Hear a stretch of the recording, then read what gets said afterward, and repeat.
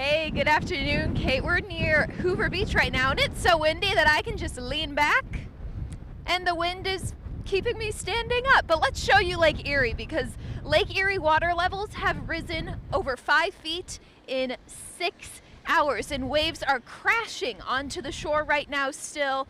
Waves are pretty high. As powerful winds continue to come across western New York, and the result of these winds, not only the seiche and the waves, it's some damage, and specifically tree damage. This is classic damage that we see with this type of weather setup, with strong winds, wind gusts that have reached up to 60 miles per hour at times. Unfortunately, a tree fell on a car in Lancaster earlier today.